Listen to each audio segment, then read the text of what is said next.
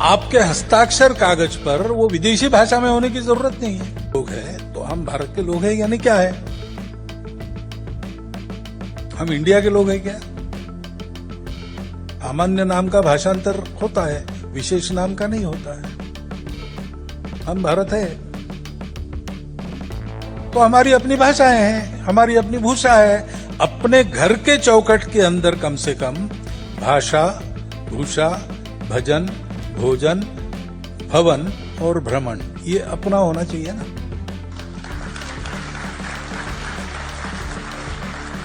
आपके बेडरूम में आप सर रखते हैं, केवल वो तकिया है, उसका पिलो है, उस पर वेलकम क्यों है,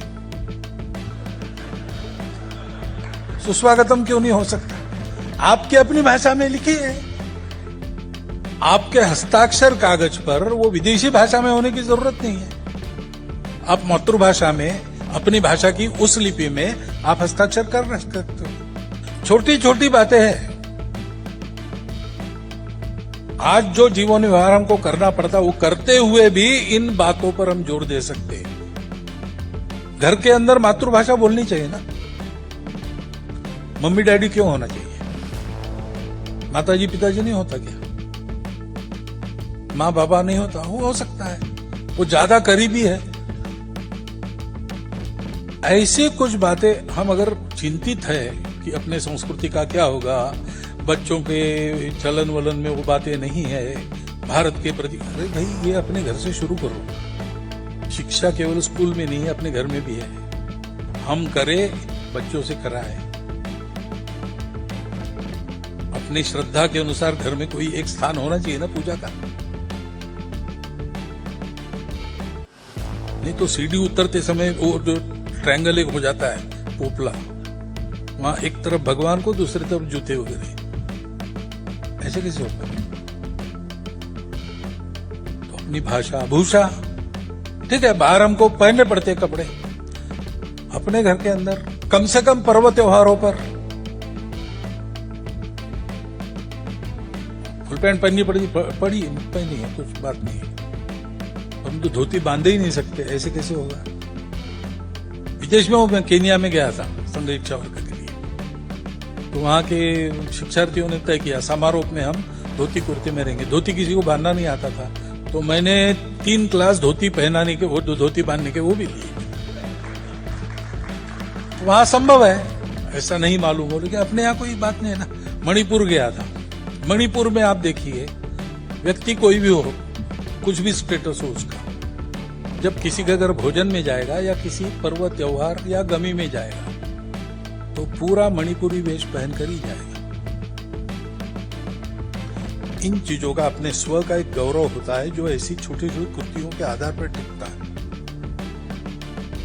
भजन भी ध्यान रखिए, नहीं तो ध्यान नहीं रहता तो कैसे होता है। शेषाद्री जी घर में गए, छोटी बच्ची आ गई, गपशप होने लगी, तो शेषाद्री ने पूछा, भगवान कृष्ण का चित्र था, ये कौन है?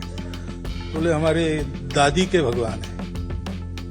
दादी के भगवान है? तुम्हारे भगवान क्या है? तो उसने क्रॉस निकाल के दिखाया। जो ईसाई है उनके घर में ईसा मसीह का भजन होना चाहिए। ये जो ईसाई नहीं है, कृष्ण के भक्त है, उनके घर में कृष्ण का होना चाहिए। भाषा, भूषा, भजन, भवन, भवन का रखरखाव, उसमें लगने वाले चित्र। हमारे घर में विवेकानंद होने चाहिए कि नहीं? हमारे घर में तिलक, गांधी, सावरकर, अंबेडकर ये सब होने चाहिए कि नहीं? माइकल जैक्सन क्यों हो? होता है। बच्चों को उसकी आदत, और बच्चे चित्र देखते हैं तो कौन है पूछते हैं, हम बताते भी हैं, अनायास परिचय हो जाता है। और भ्रमण की बात है, भोजन भी घर का सादा भोजन या घर का अच्छा भोजन, विषमुक्त अन्न है। एक आध बार पिज्जा विजा खाना, एक आध बार होटल में जाके भोजन करना ठीक है, हर संडे जाना चाहिए ऐसा थोड़ी है। और भ्रमण भी करते हैं तो ठीक है, दुनिया तो देखनी चाहिए, पेरिस देखो, यूरोप देखो, सिंगापुर देखो, सब करो। कभी चित्तौड़गढ़ भी जाके आओ, कभी रायगढ़ भी देखो, कभी अपने घर के पीछे बस्ती में लोग कैसे रहते हैं ये देखने के लिए भी जाओ वहां 2-4 घंटा। भाषा भूषा भजन भोजन भवन भ्रमण ये अपने घर के अंदर अपना होना चाहिए।